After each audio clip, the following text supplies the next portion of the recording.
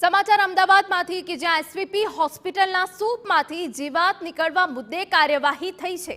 Apollo સિંદૂરી એજન્સીને મનપાના આરોગ્ય વિભાગે 25,000નો દંડ ફટકાર્યો હોવાની વિગત છે। એજન્સીને એસવીપી એ શો કોઝ નોટિસ પણ ફટકારી હતી।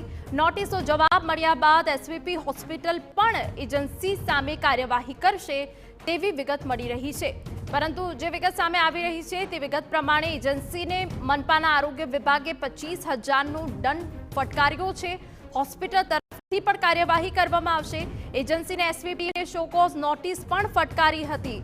વેજીટેબલ સૂપમાં માખી મળ્યાની ફરિયાદ દર્દીના સગાએ કરી હતી અને તે બાદ નોટિસનો જવાબ મળ્યા બાદ એસવીપી હોસ્પિટલ પણ હવે એજન્સી સામે કાર્યવાહી કરશે તેવી વિગત મળી રહી છે। પરંતુ એજન્સીને એક ભૂલ 25,000માં પડી છે અને 25,000 રૂપિયાનો દંડ ફટકારવામાં આવ્યો છે।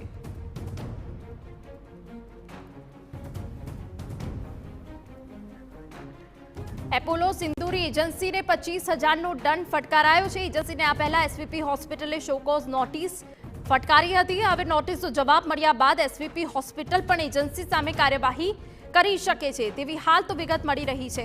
પરંતુ એસવીપી હોસ્પિટલમાં જે વેજીટેબલ સૂપમાંથી માખી જેવી જીવાત નીકળી હતી તે મુદ્દે કાર્યવાહી કરવામાં આવી છે અને એપોલો સિંદૂરી એજન્સી આ એજન્સી છે કે જેને શોકોઝ નોટિસ પાઠવવામાં આવી અને તે બાદ હવે મનપાના આરોગ્ય વિભાગે 25,000નો દંડ ફટકાર્યો છે। જો કે એક ભૂલ એજન્સીની 25,000માં પડી છે અને 25,000નો દંડ થયો છે।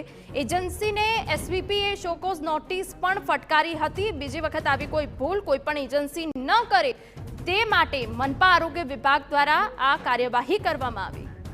સંવાદદાતા નરેન્દ્ર રાઠોડ વધુ વિગત આપી રહ્યા છે। નરેન્દ્ર, પૂરી વિગત।